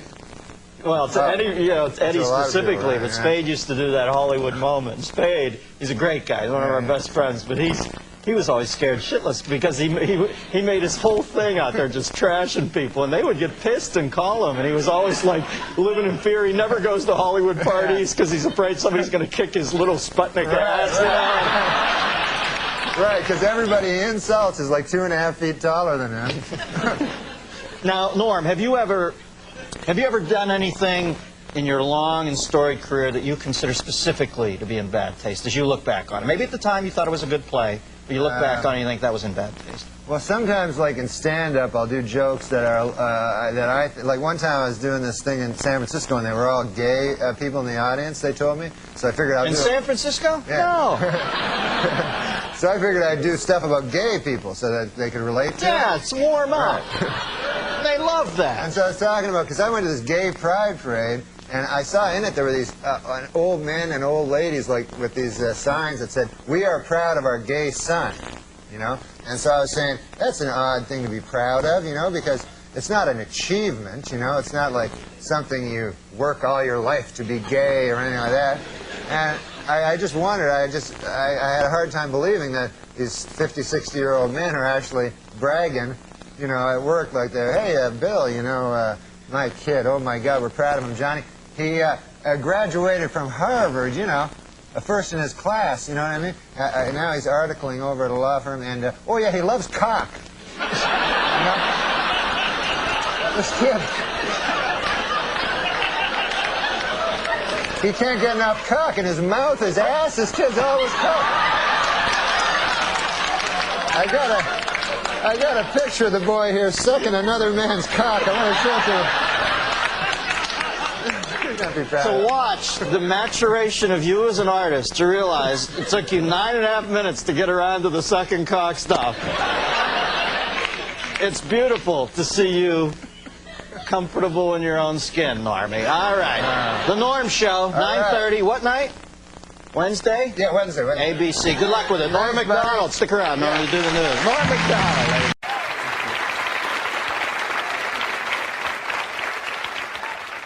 Now, Norman, you're an inventive guy. Which of the current batch of inventions has tickled your fancy? What do you like? Henry Ford just invented the assembly line there, Right. you know? Yeah, and that was good because he wanted, you know, not just rich people, but anyone to drive over and see his cock. Is there any other one that's caught your fancy? There was Alexander Graham Bell. Yeah. You know, he invented the telephone. Right. So he could call people up, tell them to come on over and see his cock, you know, because he was tired of yelling it out the window. So, Hey, theme development. check out my cock.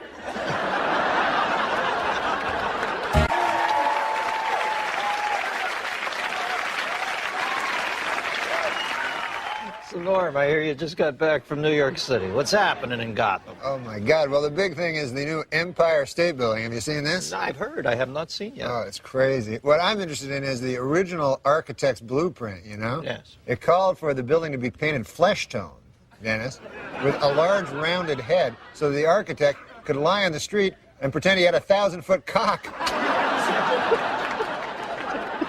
Frank Lloyd Wright, more like Frank Lloyd Cock.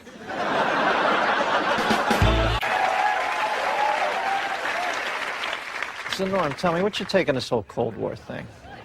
Well, my brother works down at the UN, right? And you remember last week when Khrushchev was banging his shoe on the table? Crazy bastard. Yeah. So my brother was sitting beside him, and Khrushchev, like, he accidentally slips, and my brother gets hit right in the cock. With the shoe? Yeah, by Khrushchev's shoe. So my brother turns to him, he says, "Hey, you hit me in the cock again, you dirty commie, I'll bury you."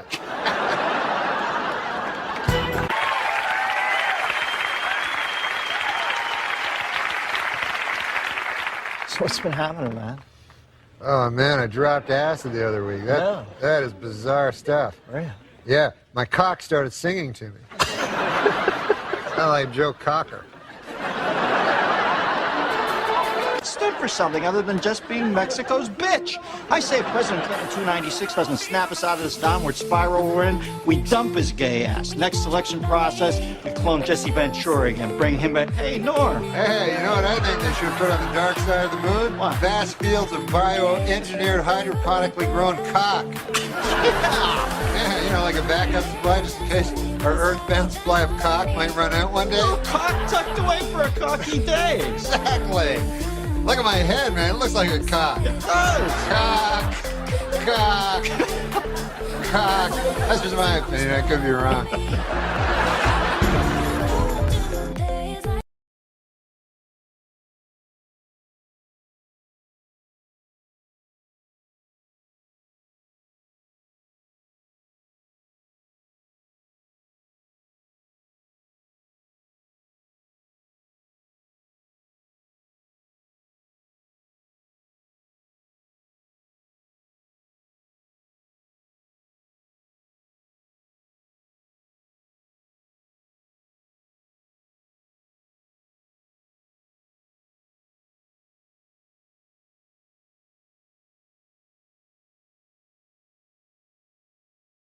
The smartest cat I ever knew at SNL, and a much revered figure there is joining us for another segment. This is my former producer, longtime writer and contributor, Jim Downey.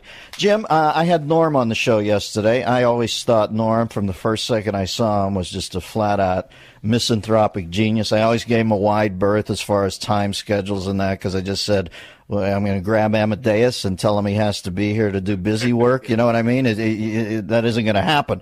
So I think he's a genius. What was it like to work with him on Update? Well, he is a genius and the most fearless performer.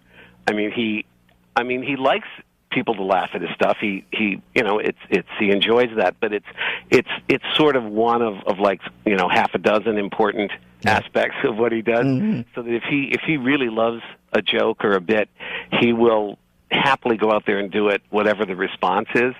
And there was if you want to hear a story, I love me a Norm story. One time we were in the office doing Update stuff, and there'd been a news item about there was going to be a newspaper for the homeless. you know, and so we were thinking about doing some of that. So we started improvising. It was more of a scene, it's not something we could do on the segment, but it was like a tough kind of Perry White kind of editor going like, "You, Miller, I want 500 words on going to the bathroom in your pants. You, Immel, give me something. Give me a human interest thing on urine stain matter. You know, that kind of thing. Yeah, and like a lot of like photos, maybe some, you know, a little human side, you know, what are, you know, pets, that kind of thing. And so nothing came of it, and I sort of forgot we had the conversation. And then the first meeting we have after the summer, Norm comes in and goes, "Hey, Downey, remember that you know, that thing we were talking about there with the remember that thing with the newspaper for the homeless, you know, that thing, the homeless newspaper?" And I go, yeah. He goes, yeah, well, you know, I was out in L.A. and I was asked to do this benefit, you know, for the coalition to feed the homeless, you know. And, you know, and I'm going, no. And he goes, yeah, you know, I did that bit, you know. They hated it. Hated it. All right, you tell me now. That's the Andy Kaufman part of the joke, or is he actually surprised that they hated it? That's what I can't quite figure with Lord. I know. Jimmy calls in here periodically and says that he has bought a puppet and he wants to work material out on the show. And I'll say, well, tell me about the puppet. And it's an old man puppet who's a Holocaust denier. And it's obviously just Norm sitting at home talking as Norm. He makes no pretension to a puppet voice. I know. And I think he's Andy. I don't know. I view a lot of Andy Kaufman in there. It's just he also would like to, one of the things that he would really enjoy just getting into a character, and then you could not get him out of it. Like he liked doing old man stuff, yes, like being an old geezer and complaining about aches and pains and stuff like that. And then you go, okay, Norm, now seriously, now we actually have to talk about it. You know, he'd start doing stuff about rheumatism and you know, things like that, and you just had to plead with him to just stop. But he was on his own kind of, you know, set of rhythms. The speed with which he would take his sport coat off at the end of his Letterman impression always I would watch the thing just to watch, because Letterman's so ill at ease with show business, always makes this conscious show of getting rid of the sport coat at the end of the show. And when Norm picked up on that and did that as impression, God, I fell out. You know, I learned a little bit about that was Norm. And of course, Norm's a little crazy, but Norm, you know, a big host would come and we'd all get all hopped up, like, okay, Rosie's gonna bring in big ratings. Let's get our AP. Where's my goat? I'm gonna throw out a goat. And Norm would sit there in the pitch meeting. We'd all be dead serious. You know, Will would throw out, I'm going to do a cheerleader. Right. This one and that. And Norm would be like, yeah, I got a sketch ready. You know, you're going in your pants, you know? and you're just walking around, and you're like, yeah, I'm the guy with the in my pants, you know? I hate this guy. And you look at him like he was nuts, but he knew what he was doing. Norm knew exactly. Listen, one of the single funniest things I've ever seen in my life is when he did Letterman, how quickly he would throw the sport coat off at the end of the sketch. Nothing made me laugh harder than Norm doing Letterman. And I said to him, what's with the sport? You know how Letterman, how ill at ease he is with show business. Yeah. Norm said, that's all I had at the beginning. The essence of it was his discomfort. I said, this guy's a freaking genius. He is a genius. He would warm up the crowd. Now, when I would warm up the crowd, I would warm it up like I was playing the garden, and I wanted to teach everyone a lesson. If I'm cut from tonight, I want you to know I should have been on. That I was a badass. Yeah, I'd warm up the crowd. Norm would go up behind me, and he'd go, hey, you know, Jim Brewer and these guys, he's got all these great impressions, you know. So I said, well, I better learn some impressions. So, are you guys all ready? This is my newest impression of these. Got a lot of. Because here's Ed Sullivan. And I'm like, he's really going to do Ed Sullivan? Like, why would you? He goes, Ed Sullivan introducing the Beatles. And he goes, ladies and gentlemen, it's the Beatles. Well, I got to work on that one a little bit. I see you there at the show. He's got a little Andy Kaufman in him, Norm. He likes to frustrate, titillate a little, but then periodically he'll say something like, "You know, I feel sorry for the homeless guy's dog, because you know the dog's thinking this is the longest walk I've ever been on." Norm's hosting a sports show now, Jimbo, on Comedy Central. Oh, that's dangerous. You and I both know that can be very. Yeah, but that is a panel I volunteer for because I want to be in the blast side of that when that goes off because that is going to be a. Hey, now listen, did I hear some rumble that Brother Sandler, sent out Maseratis to the cast of Grown Ups? Did you reap the benefit? First of all, let me just say one thing. Nothing's better than Nancy Pelosi Augustus reference. Pelosius Augustus. I'm still swooning over that one. Yeah, Sandler gave Maseratis to Spade, Schneider, Kevin James, Chris Rock, all of whom need one, by the way. Very bad. But Exactly. What'd you get? no bitterness, but me and Norm MacDonald, yeah, we're splitting a zip car. And you know, you split a zip car with Norm. It's like having one of those, those Christmas trees the drivers have that smells like North Slope Sensimilla. Yeah, this car, I don't know, they must have been smoking pot in here or something.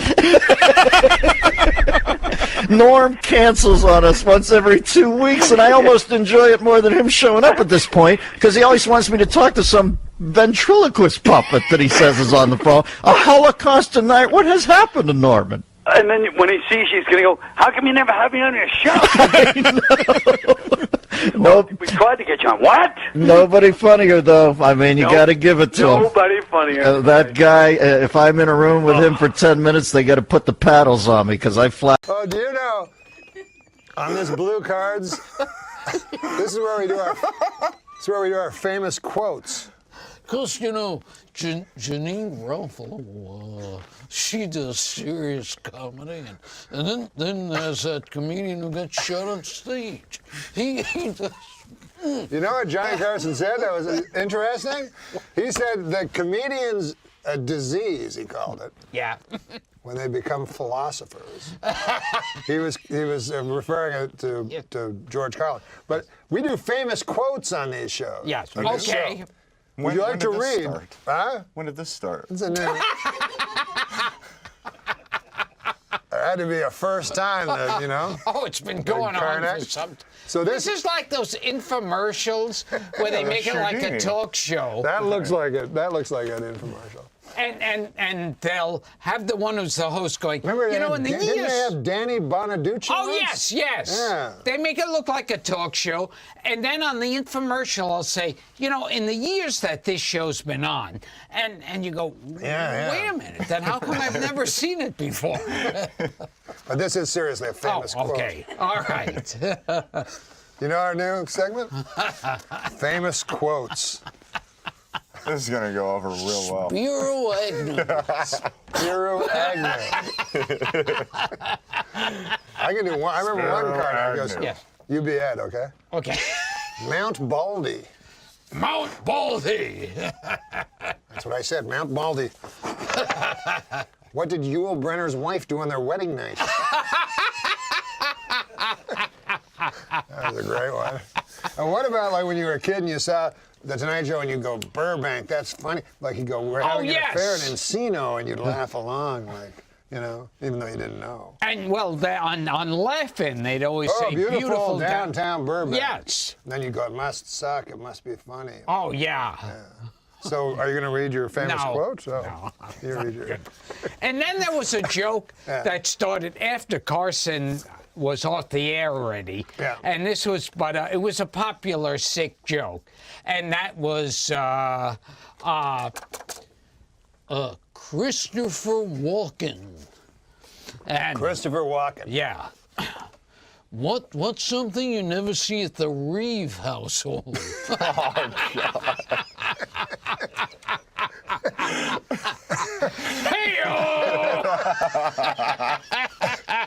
So you'd actually need a partner to do that joke. Yes, see.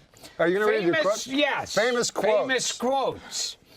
While your man is hard, use one hand to push his penis up toward his stomach.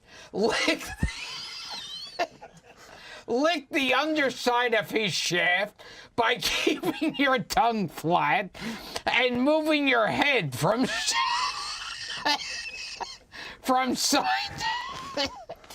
side to side to cover more surface area. Barbara Bush. Oh, that was Barbara Bush. I remember she said that in the State of the Union address. I found these in a book, Famous Quotes. This one I wasn't aware of. Well, let's give another one to Gilbert. Yeah. I think so, Okay. yeah. Okay. Famous quotes. Oh, Jesus. Intensify his orgasm by placing 2 fingers an inch behind his balls and feeling for a dent. It's the perineum, a big pleasure trigger. For the last 30 seconds before he comes, massage the spot in a circular motion. Henry Kissinger. Oh, that was Kissinger. Some people say he was a war criminal. Yes. But I don't know about that. You see, it makes more sense with a German accent. No, yeah, Kissinger was he went out famously with Jill St. John. Oh, yes. Yes. The show could do well in the 70s. Yes. See, this is kind of education. Yeah. Adam Egget, he doesn't know hardly nothing. And yet he's manager of the world famous Comedy Store.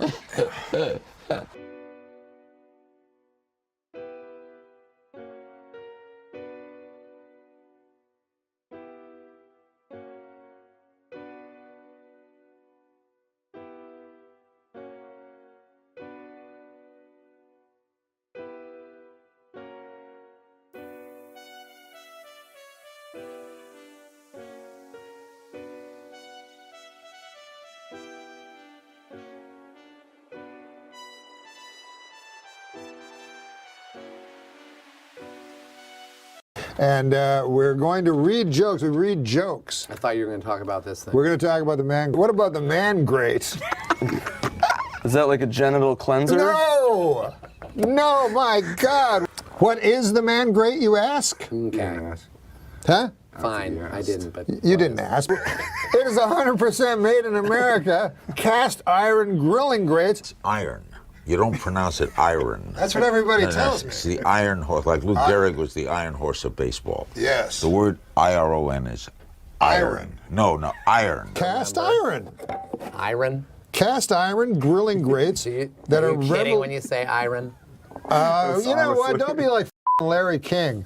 That I say iron and he's up my asshole for 4 days. It should be iron. That's what makes English the world's toughest language. Yeah. You know, right? Sure. It is the Because toughest language. To me, learn. it's the easiest. Man great. Great. Have you heard of the man grate? Yes, I have. You have? Yeah. Where'd you hear about it? On Adam Carolla's podcast. Wow. Yeah. How about that? Do you have a father? Man grate is the perfect gift for this Father's Day. Is he alive? Yeah. Yeah. 100% made in America. If he was dead, it would have been a really bad moment in the commercial. Your dad's alive? No. God damn it. I'm sorry about your dad. That's fine. Your father's dead. But you have children. You are a father. Yes, and I'm not dead. Yes. Maybe you'll give me one and I'll give you one. Is your mom still alive? My mom? Yeah. No, she's dead. Jesus Christ, is any of your relatives alive? It was man great. They're revolutionizing the way people grill. What, Adam Egan? It's true. You haven't heard of the revolution? You can put chicken on this or steak. That's not that unique. It has heavy duty grilling grates. Why are you laughing? You think the grilling grates are flimsy? These are very heavy. Yes, no, but that's part of the charm. It weighs a lot of pounds. Is that heavy? Yeah. Listen, man, what was that Vegas story? Shit. Jesus Christ. Sorry. What is in that? Again. It's revolutionizing the way people grill. Jesus. What? I thought it was like a, all right. You want to hear what it has? Yeah. It has heavy-duty grilling grates. Listen. No more dry meat. What do you think of that? Good. You want your meat juicy. Oh, come on now. Don't make it sound like a fat, plumpy, delicious cock. No more flare-ups. You know, in your barbecues, always big flare-ups. It was named one of 2012's best grilling accessories. There's more facts about the man grate than about Nick. Why are you laughing? You're making a mockery out of the man grate. Chicken, steak has never tasted so good.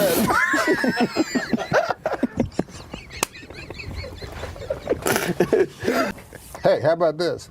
Each NORM MACDONALD show order comes with a heavy-duty grilling brush. Jesus. You don't want to put that on your not dry meat. Look at that. Those things are dirty. No. That's from the iron. Are you sure? Yes. Well, it's not from my cock. What? I just went to the bathroom. You say cock so much. I'm in your butt. Oh my God. Well, listen, man. Hey, your mouth is my toilet. Again. This commercial is like a mini-series. Are you a jingoist? 100% made in America. 100% cast iron. Mangrate.com. Thank you, Andy. That's yours. You just threw your own going away present with contempt to the floor. That was our only sponsor. Oh, yeah, and you lost. Yeah, now we found out we lost Mangrate as a sponsor. And then earlier today, I think we were told legally we can't say we lost them as a sponsor even. Yeah, I think we were still waiting to find out if we were allowed to say that. But anyways, that was who cares? Schwartzen. We lost them. That was Nick Schwartzen that it all up. You say there's no way we could go back, and that I've broken what we had. I wish that you would come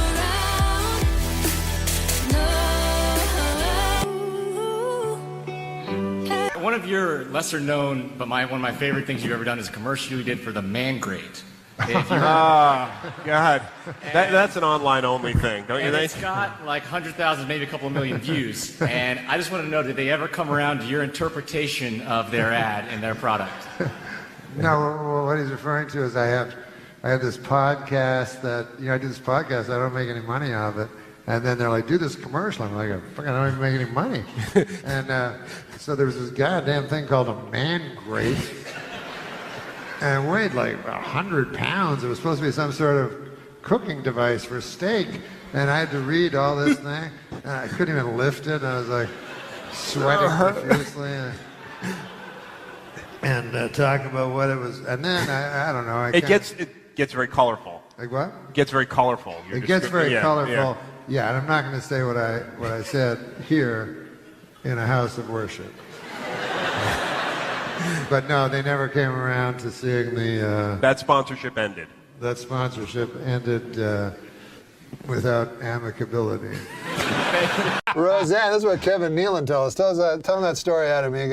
He doesn't have his own anecdotes. No. No, all my anecdotes. 90% of my anecdotes come from Kevin Nealon, but he told this real doozy about. I should talk to him. Yeah, you should. So I can have some fun. He said during Roseanne's Roseanne talk had a show. talk show. Yeah. Remember that? Oh yes, yes. So one time, the guest was Joe Pantoliano, and she didn't know who he was. Oh, you fucked it up! God damn it, oh, motherfucker! See? I'm a guest on there, and now it's time to introduce the next guest. And she says, "Okay, this next guy coming out, he's a great actor. He was in Risky Business. He was done all kinds of stuff. I just love him. Ladies and gentlemen, Joe Pantoliano." And he comes out, and as he's walking across the stage toward the desk, she goes, "Oh, I know who he is. I know him." You don't even have your own stories. You take other people's stories and fuck them up. Very good. I'll tell you the story, but it's fucked up. But she's like Joe Pantoliano. She goes, "This next guy's Joe Pantoliano. He's great. He was in Risky Business, and you all know. Come on out, Joe Pantoliano." And as Joe Pantoliano was walking out, Roseanne said, "I know that guy." Now, Yeah, see, you already fucked it up. Yeah. So now when he told it the right way, that's my role. It didn't work.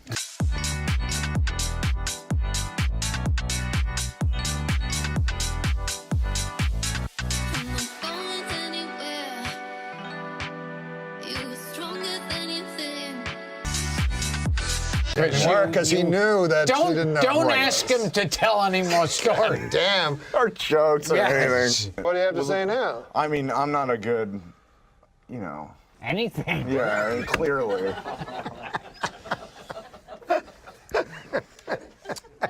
I mean, it's like. Gilbert is not looking at your slow burn that you've been trying to perfect. It's not, I mean.